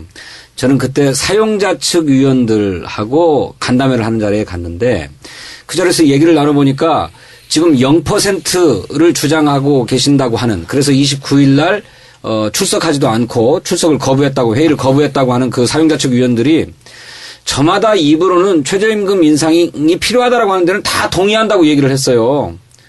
그렇게 임금 인상에 동의하는 분들이 어떻게 0%를 주장하는지 모르겠네. 그건 완전히 그야말로 협상용인 것 같은데요. 그러니까요. 사실 지금 아까 최저임금 얘기도 하셨지만 최저임금 가지고 밥 한 끼 못 사 먹거든요. 지금 현재 예. 실상이 그렇습니다. 네. 그러니까 올려야 되는 건 당연히 맞고 지금 아까 미국 얘기도 했습니다만 일본도 몇십 년 만에 어느 정도 굉장한 폭으로 임금 인상을 해줬다 그래요. 독일도 임금 인상을 최저임금 인상을 했었고 그렇죠. 이게 뭐냐면 지금 선진국들이 예전처럼 그 신자유주의처럼 직원들 월급 올려주면 기업이 못 산다 이게 아니라 이 사람들 월급을 올려줘야 이 사람들이 내수 소비에 많이 하고 예. 그래서 경제가 돌아가고 이걸 깨달은 거거든요. 사실은 그렇죠. 그러니까 네. 대기업이나 뭐 이런 것까지 비교하지 않더라도 우리가 소득이 뭐 7천 그러니까 연봉으로 쳤을 때 7천만 원, 8천만 원 되시는 분들 뭐 아니면 5천만 원 되시는 분들만 해도 연봉이 뭐 한 100만 원 오르고 200만 원 올랐다고 해서 그 돈이 일상 소비와 지출로 이루어지냐? 사실은 그렇지 않을 거예요. 그분들은 기본 생활은 해왔기 때문에 적금을 들거나 뭐 다른 것들을 할 수 있는 여지는 커지겠죠. 그러나 월급 120만 원, 130만 원 받는 분들이 만약에 한 달에 20만 원, 30만 원 더 받게 되면 그건 사실은 거의 대부분은 소비로 이루어지는 것이거든요. 그래서 그런 부분을 감안하면 소비 진작이 이루어진다. 그리고 정부 통계로도 보면 지금 최저임금 인상분을 통해서 얻을 수 있는 세수의 확대라고 하는 것이 5조 원 가까이 될 것이다라고 얘기하고 있어요. 실제 이분들이 네. 거의 다 맞아요. 네. 지출로 사용합니다. 그래서 경기 부양에도 충분한 효과가 있다. 네. 다만 많은 분들이 염려하시는 것이 대기업이나 뭐 중견기업 이상은 괜찮지만 영세 자영업자 하시는 분들이 이 알바비가 올라가게 되면 안 그래도 지금 사업이 어려운데 이게 참 힘들어지지 않겠느냐 이 염려가 있으신 것 같아요. 네, 근데 네. 지금은 사실 최저임금을 논의하는 시기이기 때문에 그와 관련한 것에 집중돼 있습니다만 저희가 최저임금뿐만 아니라 영세 자영업자들이 겪고 있는 많은 피해들 사실은 알바비를 500원, 1000원 더 올려주는 문제보다 대기업 프랜차이즈와의 협상에 의해서 프랜차이즈 비용으로 나가는 비율 이거 30%를 예를 들면 이게 너무 과도하다 이것을 20%로 줄인다고 하면 이른바 로얄티. 예, 그렇죠. 예. 그게 훨씬 더 큰 이익이 그렇죠. 되는 것이고 그렇죠. 다양한 세수 진작에 정부에서도 이런 입장이 있어요.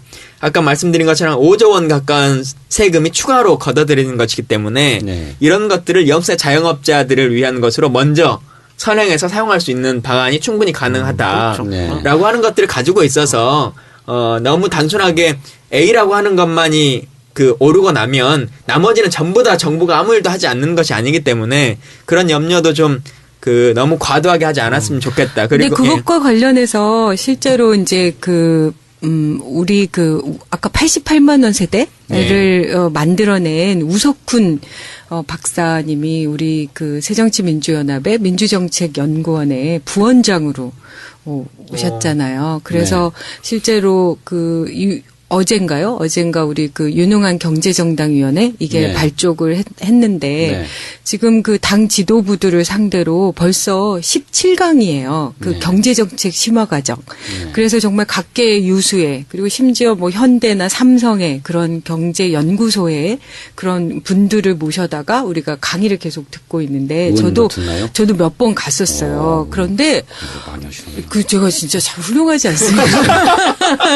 나름 여러 군데 많이 다니고 그러니까. 있습니다. 아, 그렇게. 근데 거기 꼬박꼬박 오시는 게 이제 정말 정세균 의원님 그리고 이제 우리 문재인 대표 네. 또 최고위원들 막 이런 분들 오셔서 다 공부하고 있는데 저도 아직 경제는 많이 모르지만 네. 그래도 거길 꼬박꼬박 가는 게 이 듣는 거가 진짜 있더라고요. 이렇게. 그래요. 근데 근데 이게 딱 그렇게 얘기를 하세요. 심지어 정운찬 총리도 오셔서 강의를 했거든요. 네. 근데 이런 분들이 한결같이 얘기를 하는 게 아까 얘기한 것처럼 실제로 마치 박근혜 대통령이나 지금 박근혜 정권에서는 끊임없이 뭔가 규제 완화가 안 돼서 투자가 안 되고 뭔가 경제가 돌아가지 않는 것처럼 얘기하잖아요. 그런데 정운전 총리나 장하성 그런 분들이 기라성 같은 분들이 딱 얘기하는 거예요. 노골적으로 대기업에서 투자를 안 하는 이유는 투자할 거리가 없어서 그렇다는 거예요. 돈도 다 갖고 있고 투자할 게 있으면 당연히 투자를 하는 거지 규제 완화가 문제가 되는 게 아니라는 거고 네. 지금 현재 우리가 이렇게 내수 경제가 잘 안 되고 있는 게 결국은 쓸 돈이 없다는 거예요. 네. 그래서 다시 돌아가 보고 또 돌아가 봐도 그게 배분이 문제가 중요한 게 아니고 그 전에 이미 그 임금에 대한 문제 이것을 지속적으로 문제 제기를 해야 한다라는 것이 기라성 같은 경제학자들의 낙수 효과라고 하는 분석이더라고요. 것보다 이제는 낙수 효과는 지갑을- 아무 소용이 없대요. 예. 100이면 100 다. 예, 그거는 낙수 효과는 이미 벌써 입증됐습니다. 입증됐다. 입증된 소득의 문제고. 문제다. 예. 그럼요. 네. 네, 소득의 문제. 그래서 제가 의원님 아까 영세 자영업자 말씀하셨는데 실제로 동네에서 식당 하시는 분들은 당장 최저임금을 이렇게 많이 올려주게 되면 문 닫아야 된다는 고민들이 있는 건데 이 최저임금위원회는 딱 최저임금의 인상률과 최저임금에 관련된 것만 결정하실 수 있잖아요. 그렇죠. 그러니까 영세 자영업자들을 위한 지원 대책, 아까 말씀하신 대로 무슨 대기업 프랜차이즈와의 계약의 문제, 공정거래의 문제, 이런 문제들에 대해서는 최저임금위원회의 소관이 아니기 때문에 그런 영세 자영업자의 현실적인 요구들을 함께 풀어줄 수가 없잖아요.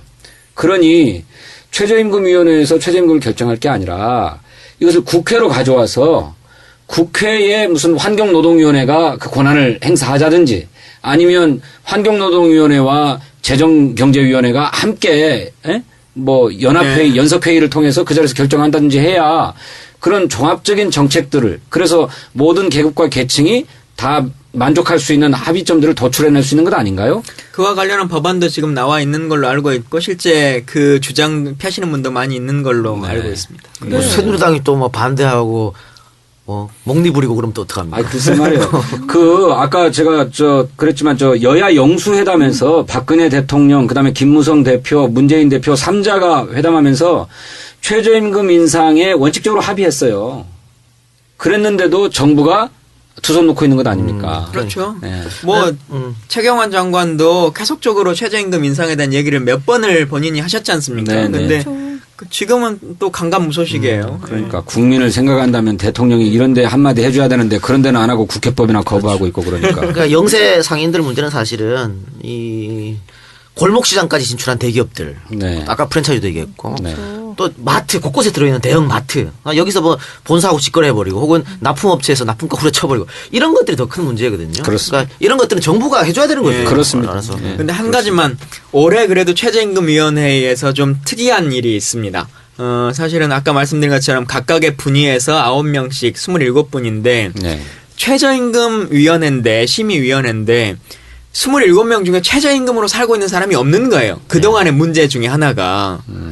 그러다 보니 너무 그 최저임금으로 사는 사람들의 현실과 좀 동떨어진 결론이다. 이런 주장들이 많이 있었어요. 네. 네. 그래서 사실은 저도 낸 법안 중에 하나는 각각의 분위에서 실제 법에서 정한 청년으로 한 명씩은 들어가야 된다라고 하는 법을 내기도 했는데 네. 이번에는 노동자 측에서 들어갔죠. 2명의 위원을 말 그대로 그 최저임금으로 살아가는 그 소위 네. 이제 영화 카트라고 하는 것에서 하는 것처럼 네. 홈플러스 노동자 마포의 홈플러스 노동자셨던 것 같은데 하여튼 네. 그 위원장이 한 분 가시고 네. 또 청년 유니온에서 한 분이 네. 위원장이 참석하세요. 네, 그래서 네.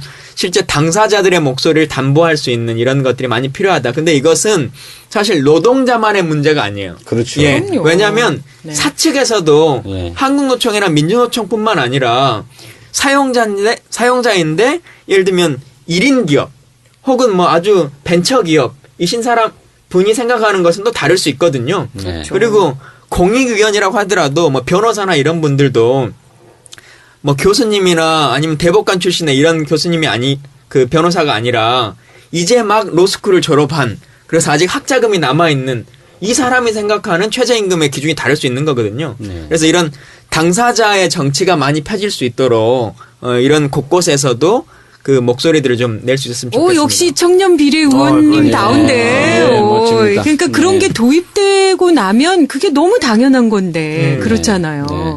그런데 그게 도입되기 전에는 계속 싸우고 논쟁해야 되는 게 참. 그런데 그리고 좀 당사자가 그렇게 둘이 들어오니까 죽기 살기로 하는 거죠. 사용자 측에서도 영세 또는 저 중소소상공인을 예. 대표하는 분들을 또 둘을 탁 넣었어요. 그래가지고 근데 이분들이 필요하죠. 또 완강하게 또 반대해. 네. 그럴 수 네. 있겠네요.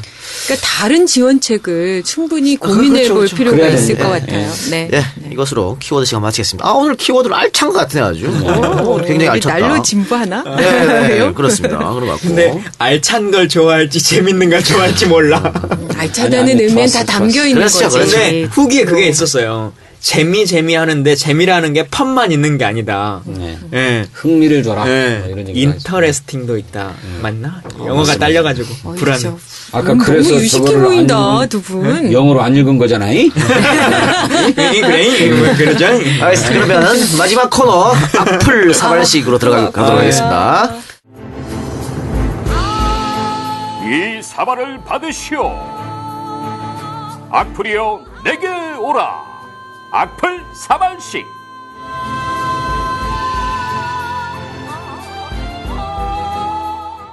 저 악플이 별로 없던데. 다 칭찬만 그러니까 있어가지고. 다 그렇더라. 우유빛깔 김광진 뭐 너무 멋있어 김광진. 또 누구하고 비교하더라? 어떤 탤런트를 김광진 의원님하고 비교하던데. 아, 그래요? 아니, 저를 김태희로. 아니, 됐고요. 본인이 생각 말고요, 좀. 아이고. 아니, 그 비교한 거예요. 울컥해가지고, 뭐, 배용준인가, 뭐, 이렇게. 너 다 읽어봤다. 네. 그 많은 걸 다 읽어봤다는. 그러니까 저희도 편파적 후기 바랍니다. 네. 그러면 악플이 별로 없다는 우리 김강진 의원부터 악플 소개해 주시죠. 김광진 의원이 결혼해버려서 짜증. 조류독강님이 써주셨습니다. 이게 악플이에요? 조류독강. 이게 악플이에요? 이게 제가 받는 가장 큰 악플이에요. 어쩌죠. 아유, 죄송합니다. 예. 뭘 안타까워하고 있어. 또. 두 번째 악플. 1회 2부 듣는 중인데 국회의원 월급 나오지 않아요? 김광진은 거지 같아요. 어디에 써서 돈이 많이 드는데 후원이 잘 안 들어온다든지 설명을 해야지. 물론 돈 없이 하기 힘든 건 아는데 그래도 에휴. 예, 이렇게 주셨습니다. 네. 여기 변호사님은 그래도 조금 자산이 있으실 것 같긴 한데 저랑 우리 진성준 의원님은 생계형 의원, 우리 국방장관이 방산 비리가 생계형 비리다 이렇게 말하셨는데 네. 저희 이제 생계형 의원이기도 합니다. 그리고 사실 지역구 활동을 이제 하게 되면 지역 사무실을 운영하는 비용이라든가 또 의정보고서 한 번만 보내려고 해도 네. 우편료만 몇 천만 원이 네. 드는 거예요. 네. 그리고 또 실제 저희가 이제 법안을 만들거나 정책을 개발하거나 하려고 하면 다양한 토론회를 하거나 간담회를 하거나 이런 일들을 부지기수로 이제 다 하게 되는데 그런데 들어가는 비용들이 사실은 국가에서 나온 정책개발비나 이런 것으로 감당하기에는 다 되지 않고 또 국회의원들이 1년에 1억 5천만 원까지 후원금을 받을 수 있습니다만 아마 세 분 다 1억도 다 차지 않는 정도의 수준으로 후원금이 들어오실 거예요. 그래서 많은 분들이 조금 더 많이 후원을 해주셔야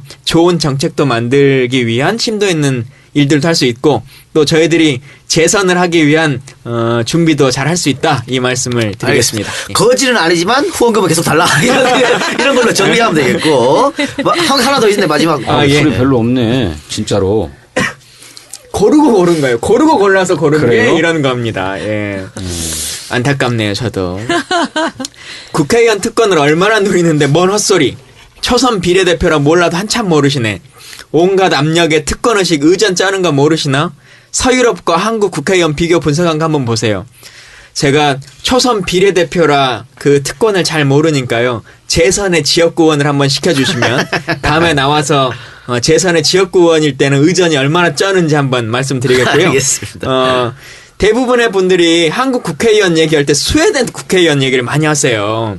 근데 스웨덴은 인구가 전부 다 해야 서울 시민보다 많지 않습니다. 그래서 그렇죠. 비교하시려면 서울시의원과 비교를 해야 되는 수준이다 말씀을 드리고 왜 다른 거는 다 미국하고 비교하는데 국회의원 얘기할 때 미국하고 비교를 한 번도 안 해요. 미국 국회의원과도 한번 좀 비교를 해주시면 감사하겠다. 다음에 제가 기회가 되면 한번 그걸 제 키워드로 설명을 좀 드리도록 하겠습니다. 어쨌든 그렇습니다. 김강진 의원에 대한 악플은 이렇게 약하니까 다음엔 좀 더 센 걸로 보내주시기 센 걸로 좀 보내줘, 센 걸로. 예. 악플 65만 개 달렸다고 그러니까, 막 그럴 때는 언제고 이제는 맨 좋은 것만 달려. 자 계속 불만이 가득한 진성준 의원님. 왜냐면 이 댓글들은 제 요원들이 주로 와서 다는 거기 때문에 그걸 악플이라고 달아주는 거야? 예, 민심을 반영한 게 아닙니다. 솔직히 인정. 1회 끝나고 악플 지분을 거의 차지하신 자 진선 의원님. 첫 번째 악플은 나 처음에 진성준 의원 얼굴만 봤을 땐 얍삽하게 생긴 게 새누리당 의원인 줄 알았어. 정말 악플인데? 아, 얍삽하게 생겼나요? 예, 저는 아니요. 정말, 근데 새누리당 의원들 별로 얍삽하게 안 생겼는데. 맞아. 되게 이태리처럼 생긴 분도 꽤 많아요. 예. 얍삽하다라고 하는 데 대해서는 제가 근데 예, 친박은 좀 동의하기가 좀 어려운데 얍삽한 건 제가 얍삽하게 생겼죠. 예, 어쨌든 외모도 얍삽하지 않고 뭔가 좀 강직하게 생길 수 있도록 그렇게 노력하겠습니다.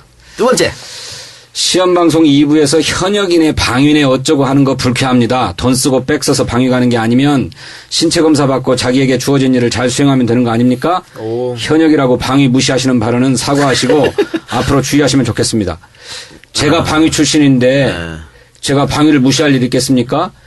방위 중에서도 전투방위가 있다고 하는 점 제가 강조해서 말씀드리고 싶고 저는 제가 방위 출신이기 때문에 절대로 그런 적이 없을 것이다. 혹시 제가 기억을 못할지 모르겠는데 방위를 폄하하거나 무시하는 발언이 있었으면 또 사과해. 제가 좌지간 어떤 이유에서 그런 실수를 했는지 모르겠습니다만 사과드리겠습니다. 밑도 끝도 없이 사과해. 이거는 저의 문제 같아요. 제가 그때 나 혼자 뭐 육군병장 현역이라고. 26개월 다녔다고 네. 그랬으니까. 저는 상근이었거든요. 제가 사과드리겠습니다. 죄송합니다. 네. 상근이나 방위나 똑같은 거 아니에요? 똑같은 거죠. 그렇잖아. 네. 예, 절대 그럴 일이 없다는 점 말씀드리고요. 그러니까 이게 지능적인 안티네요. 누가 한 발언인지도 모를 정도야. 진성준 의원님에 대해. 이건 진짜로 까버리려고 하는 거야. 예. 아니 저는 폄하 의미는 없었고요. 그냥 26개월 현역으로 갔다 온 걸 자부심이 있어서 말씀드렸다 이렇게. 그게 그 얘기예요. 아니 갔다 온 걸 자부심 있는 거 아니에요. 폄하가 아니고. 예. 저희도 24개월 복무 만료했어요. 육군 병장으로 전역했어요. 알겠습니다. 네. 세 번째. 진성준 의원님 팟캐스트 하시는 이유가 뭔가요? 소통이죠. 탄저균 위험한 거 압니다만 연속적으로 다음에도 탄저균 할 거다 말씀하셨는데요. 이건 소통이 아니죠. 야당에서는 어떤 행동으로 미국에게 항의를 했다 또는 장관에게 추궁을 하고 미국 대사관에 항의 방문했다는 말을 해야죠. 정부 무능만 이야기하지 말고 행동으로 정부가 안 해서 야당도 안 하면 아무 소용이 없죠. 예, 옳은 말씀입니다. 그래서 저희 당은 주한미군 탄저균 비밀 반입 사건 대책위원회를 구성하고 그 위원장에 외교통일위원회의 간사를 맡고 계시는 심재권 의원님을 임명해서 이제 본격적인 조사와 항의 활동들을 펼치고자 합니다. 네. 앞으로 활동하는 것 지켜봐 주시고 많이 성원해 주시기를 부탁드리겠습니다. 진성준 의원 오늘 특별하게 하나 더 소개하는 걸 합시다. 워낙 많아서. 예. 진성준 느낌표 땡. 국회의원 하고 난 뒤에 돌아갈 곳이 없다는 말에 연금이 필요하다는 말에 개쌍욕이 튀어나왔다. 국회의원까지 한 놈이 돌아갈 곳이 없다면 일반 국민들은 지금 어디에 붙어서 삶을 연명하고 있단 말인가. 국회의원 했던 놈은 치킨집 차리면 안 되냐? 공사장에서 시멘트 치면 누가 잡아가냐? 최저 시급 받고 낮에는 알바하고 밤에는 정책 연구하면 그 얼굴에 누가 똥물이라도 끼얹더냐? 이렇게. 아니, 분노의 찬. 네. 네. 예, 뭐 심정을 충분히 이해하고 속상하게 해드린 것에 대해서 죄송하게 생각합니다. 컨셉을 잡으신 것 같아요. 사과 진성준 되겠네. 사과 진성준. 그런데 저도 지금 뭐 연금을 달라고 했다고 하면 그 연금은 제가 국회의원 그만두면 그 즉시로 주세요 하는 말씀이 아니고 제가 국회의원에 낙선하면 어떤 방식으로든 제가 벌어먹고 살 일은 해야 되겠죠. 그런데 제가 나중에 늙어서 노후가 되었을 때 저는 정치하느라고 아무런 기술도 배운 게 없고 아무 전공이 없는 사람인데 나중에 늙어서 제 노후를 막 걱정하면서 그렇게 살지 않도록 해주셨으면 좋겠다. 국회의원도 똑같은 국민으로 대우해 주시고 모든 국민이 노후를 안심하고 살 수 있는 그런 나라를 만들어 주셨으면 좋겠다. 이런 희망을 말씀드리는 것이지 국회의원 했으니 내가 나중에 늙어서도 잘 먹고 잘 살아야 되겠다. 또 국회의원 4년 했으니 그 다음에 떨어지고 나면 평생도록 늙어 죽도록 잘 살게 해달라. 이런 말씀을 드린 게 아니다. 라고 하는 말씀 이해해 주셨으면 좋겠습니다. 국방에 4년 하셨으니까 방산업체 막 고문 이런 걸로 가시는 거 아니에요? 그러니까 저는 지금도 그 방위산업체와 정책간담회가 필요하다면 하지만 사적인 자리는 일체 갖지 않습니다. 예, 일체 갖지 않는데, 좌지간 제가 청렴하게 일하려고 애를 쓰고 소신껏 그래서 한 달에 10,000원 이상의 후원금은 받지 않으려고 저 노력하고 있는데, 그러다 보니 후원금도 많이 안 들어오고 그래서 이렇게 막 빚도 쌓이고 그러는데, 솔직히 저희 집사람 얘기하지 말라고 그랬지만 저희 집사람은 국회의원 하면서 빚만 늘어나고 있다. 나중에 이 빚을 어떻게 다 감당하려고 하느냐라는 얘기를 하거든요. 후원회장님이 누구세요? 저 후원회장은 안도현 시인인데 안도현 시인도 아까 저 문성근 씨가 저 후원회장 하신다고 하셨지 않았어요? 김광진 의원님은. 저도 뭐 별로 후원금 들어오는데 재능기부. 도움이 별로 안 되시는 분이지요. 근데 어쨌든 저는 3년 동안 10,000원도 안 해주셨어요, 이분. 예. 그 안도현 시인은 저한테 해주셨어요. 아, 그래요? 예. 맨날 트위터만 올려줘. 그래서 저도 그런 뭐 정치자금 같은 거 많이 이렇게 구애받지 않고 제발 제 사적인 배를 채우는데 돈 쓰려고 하는 게 아니니까.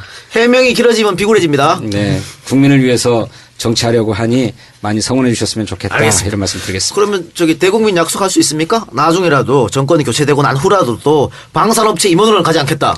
예, 약속합니다. 알겠습니다. 다음 지섭 의원님. 네. 첫 번째, 방송 별로다. 아직 시작한 지 얼마 안 돼서 그런 거냐? 두서가 없고. 특히 진선미 의원 감정 오버 좀 그만해라. 듣기 불편하다.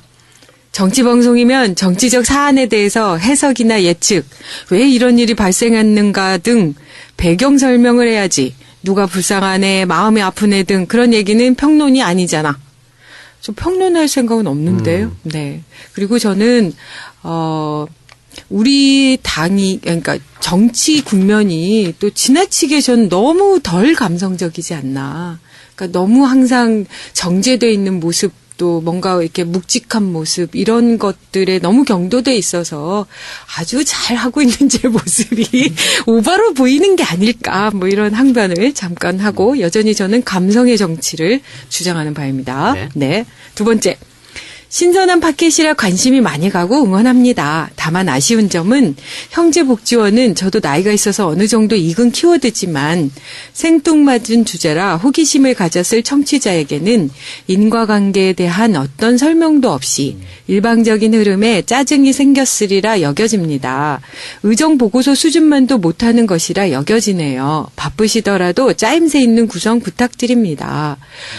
저희가 그 내용이 없어서 말씀을 안 드렸겠습니까? 형제복지원에 대한 내용이 이미 너무 많은 분들이 알고 계실 거다라는 전제를 한 제 잘못을 또 사과드립니다. 그리고 이참에 제가 호외편을 제안드립니다. 우리가 드디어 4년 만에 7월 3일 4시에 그 피해자 분들도 함께 나오는 공청회를 합니다. 그래서 그 따끈따끈한 공청회 편을 이렇게 궁금해하시는 분들에게 피해자의 목소리로 이게 어떤 문제인지를 좀 알려주는 그런 호외편을 빠르게 한번. 키워드 호해도 하는 거예요? 괜찮잖아요. 너무 이거 개인 방송이 조사하러 가야 되는데.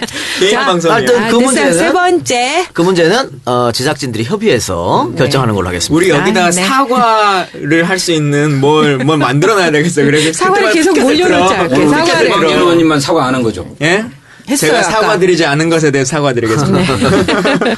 세 번째, 진선미 의원 개인정보 멋대로 이용해 광고물도 보냈던데 저 사는 지역 출마하려나 봅니다. 출마해도 절대 찍지 않을 겁니다. 당신이 통과시킨 노동자를 등치는 법. 새누리당은 최악이지만 당신들이 차선은 아닙니다. 대선 때나 고려해보죠. 당신이 통과시킨 노동자를 등치는 법 뭘까요? 공무원연금법 아닌가? 잠깐.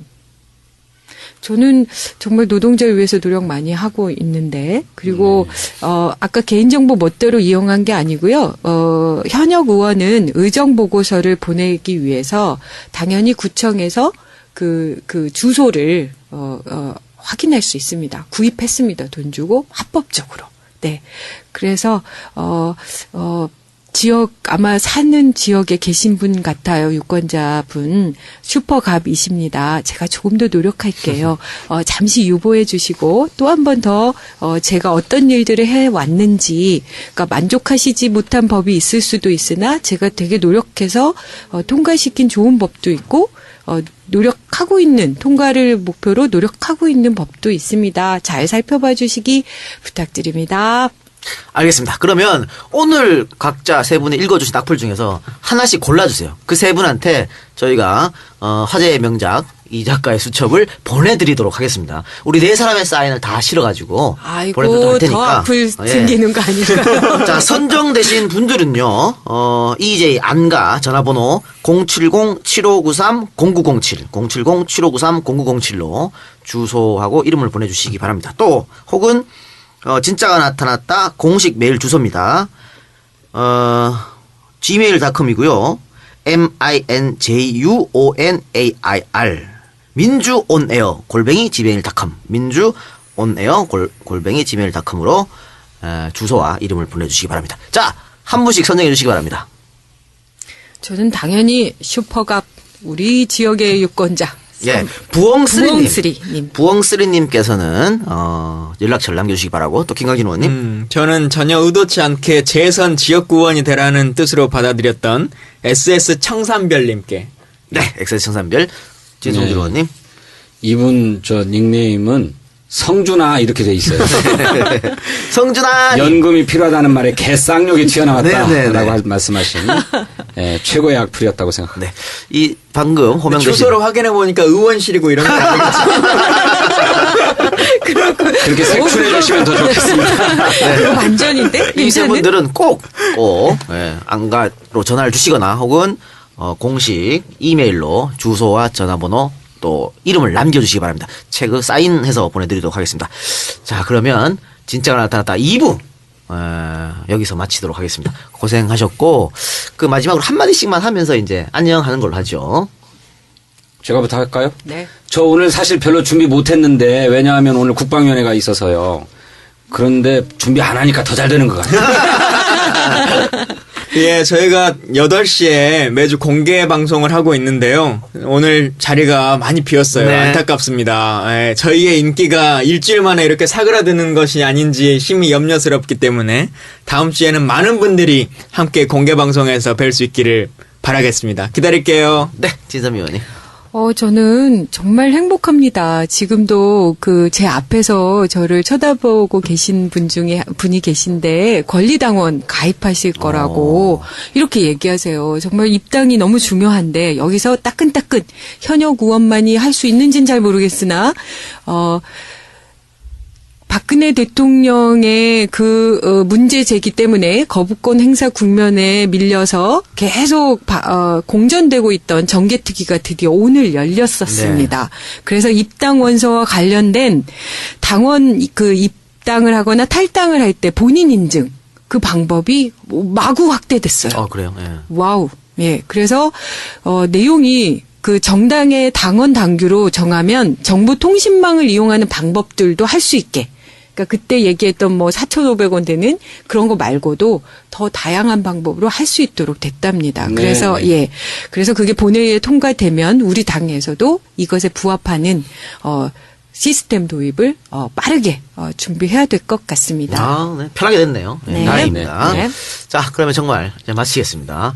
2시간 동안 들어봐 주신 여러분들 대단히 감사해드리고 세 분도 고생하셨습니다. 네. 자, 인사하시죠. 고생하셨습니다. 고생하셨습니다. 안녕. 네. 진짜 안녕. 고맙습니다.